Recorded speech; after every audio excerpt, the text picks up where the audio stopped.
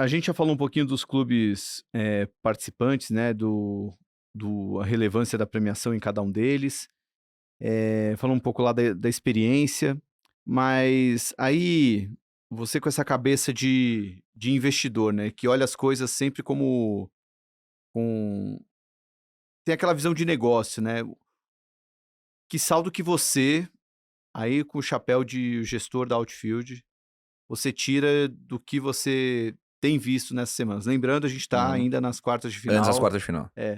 O que você tira aí de saldo, pensando até, pô, de uma maneira até estrutural? E você é um cara Uhum. que vive do quanto mais profissional o futebol ficar, melhor para você, melhor para seus Exato, cotistas, exato. melhor para o seu negócio.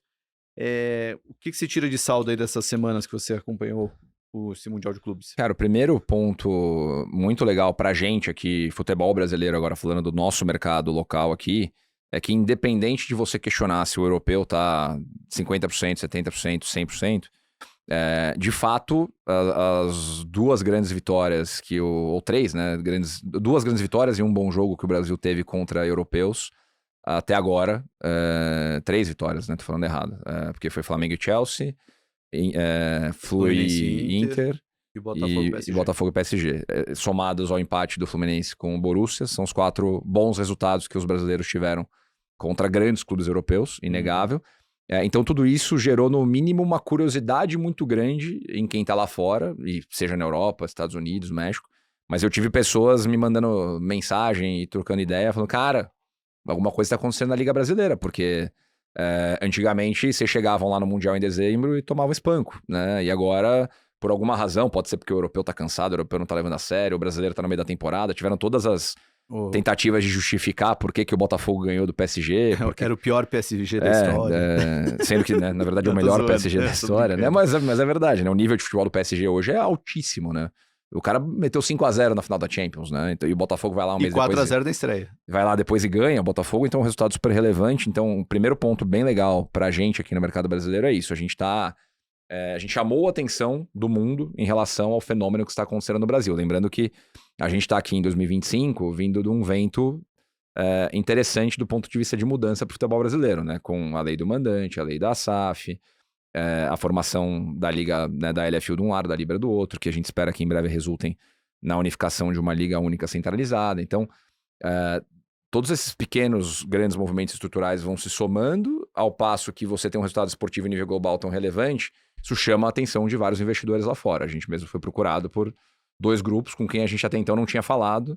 Assim, pô, eu quero entender melhor onde o Brasil tá, quem são os clubes que estão disponíveis para eu investir. Né? De fato, a gente colocou um farol, né? Um luminoso piscando lá, ó, o Brasil tá transformando, o Brasil tá mudando, presta Uhum. atenção aqui, quem investe em futebol, vem olhar o mercado brasileiro. Então, esse primeiro fator é inegável, muito positivo para o Brasil. O segundo fator que também acho que é inegável é o apelo do produto em nível global. Não sei qual era a meta da FIFA, mas se você olhar para, como você falou aí, para os emergentes, né, o nível de engajamento que gerou no Brasil, na Argentina, né, coincidentemente, eu estava em Miami até um dia antes da estreia do Inter Miami contra o Al-Ahly, numa conferência de futebol que teve lá. E tinha muita gente do Al-Ahly na cidade, né? Muita gente. O CEO do Al-Ahly estava no evento, enfim, conversei com o cara também. Ele falou que tinha estimado que 15 mil pessoas tinham ido do Egito para os Estados Unidos. E aí, né, o seu depoimento aí de que tinha talvez até mais torcedores do Al-Ahly do que do Palmeiras no jogo é bem significativo. Então, acho que os emergentes, como você colocou, né? Brasil, Argentina, próprio México com Monterrey, alguns times dos Estados Unidos, né? O Seattle jogou em casa e mobilizou uma torcida grande. O Miami jogou em casa, mobilizou uma torcida grande. Os times do Middle East ali, do Oriente Médio. Então eu acho que o segundo fator é inegável também é o apelo que o produto teve. E aí tem sempre o desafio, né? Nessa guerra fria de FIFA e UEFA, conseguir atrair os europeus, qual o nível de engajamento que o cara tem, etc.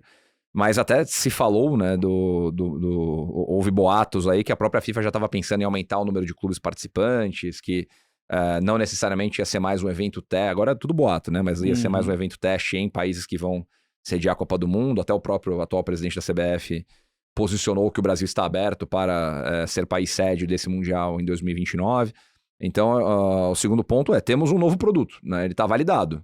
Se a FIFA vai optar por seguir com ele ou não, Não sabemos ainda, mas todos os indicadores que a gente está falando aqui parecem ser positivos. Até peguei uma frase aqui do Abel na coletiva, fui até checar os números. Depois do Palmeiras e Porto, falaram sobre a superioridade de torcedores do Palmeiras no estádio. Aí o Abel exaltou muito, aliás, em todas as coletivas ele exaltou muito o Palmeiras como instituição, como torcida, enfim. Mas ele trouxe uma estatística que também reflete muito o poder desses emergentes num campeonato como esse. Né? Que Portugal tem aproximadamente 10 a 11 milhões de habitantes. Sim. O Palmeiras tem 16 milhões de torcedores. Então, a nação Palmeiras é maior do que o país Portugal, né? Então, se pensar que tem vários times em Portugal, né? Os três grandes, né? Porto, Benfica e Sporting, devem representar boa parte da torcida ali, mas só o Palmeiras tem muito mais habitantes que só o Portugal. E a gente vê os países que têm muitos habitantes podendo ter uma diferença absurda, né?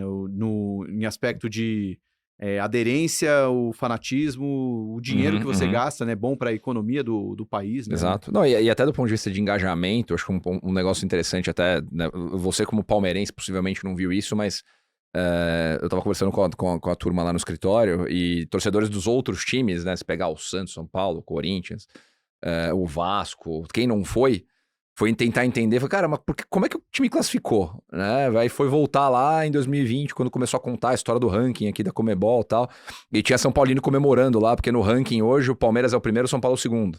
Porque começou a contar agora, o São Paulo fez uma boa fase de grupos na Libertadores, etc. Então a galera, se o produto continuar, esse vira uma outra ferramenta de engajamento, você ir contando os pontinhos ali de onde eu tô pro Mundial de Clubes de 2029, porque esse negócio pode me pagar 50, 60, 70 milhões de dólares e eu vou competir com os caras em nível de igualdade, me provar em nível global.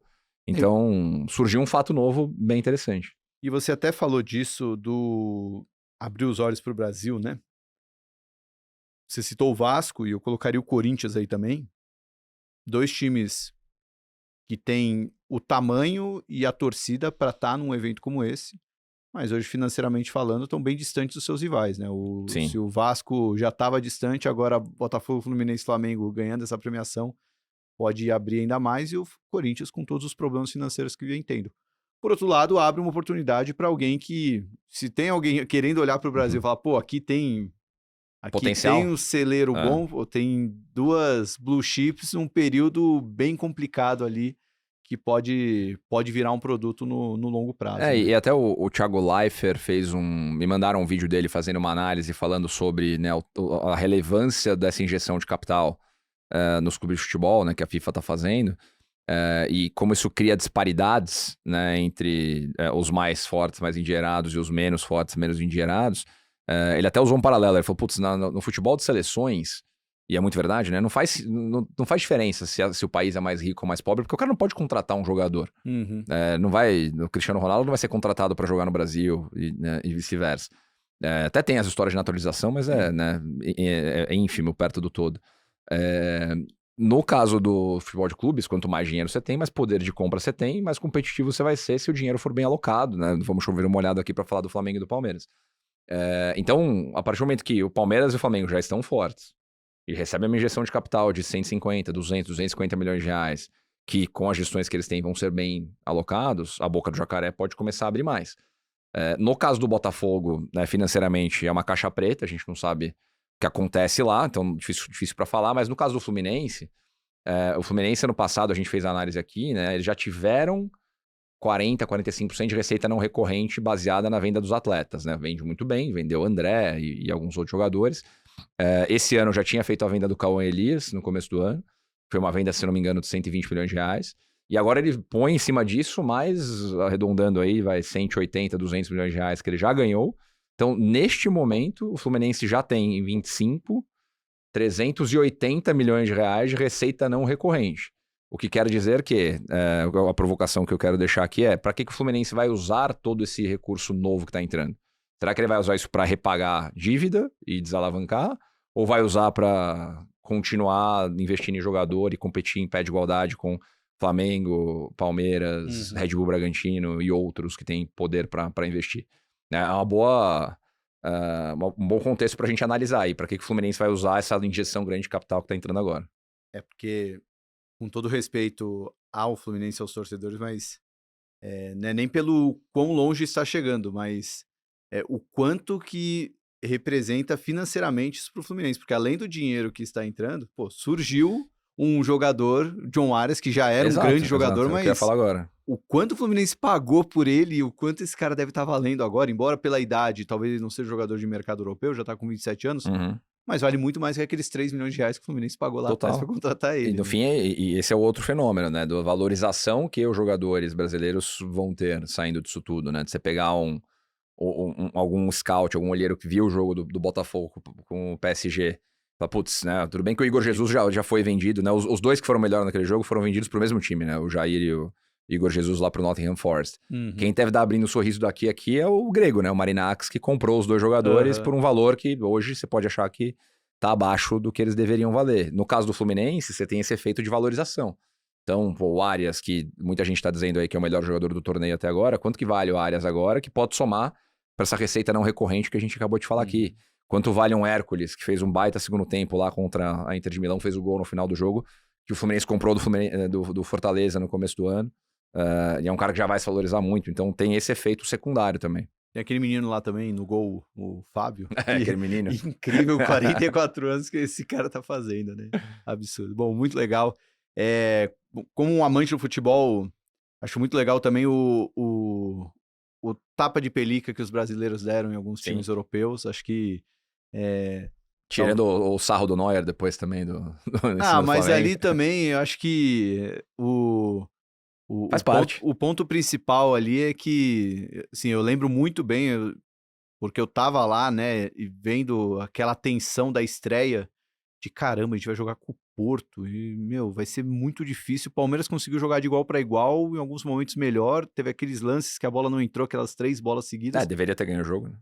Só que mais especial que isso, que acho que foi o mais emblemático, e pô, falando como palmeirense, a vitória do Botafogo sobre o PSG abriu ali uma caixa de Pandora, tipo, sim, é possível. Olha, o PSG tinha ganho os 2 últimos jogos, né? Foi 5-0 na Inter de Milão na final da UEFA, Sim. 4-0 na estreia do Mundial contra o Atlético de Madrid. E as contas eram, será que o Botafogo vai perder de menos para conseguir passar do Atlético no saldo? O Botafogo vai lá e ganha o jogo. Pô, isso aí foi maravilhoso. E foi muito elogiado pelo Luiz Henrique depois, né? Que falou que foi o time que melhor defendeu o PSG na temporada inteira. Então, de fato, foi muito legal. E isso ajuda a colocar, né? Isso que a gente falou aqui como o primeiro ponto legal de insight tirado de tudo isso. O futebol brasileiro tá mais em alta no contexto do futebol global, agora chamando mais a atenção do investidor.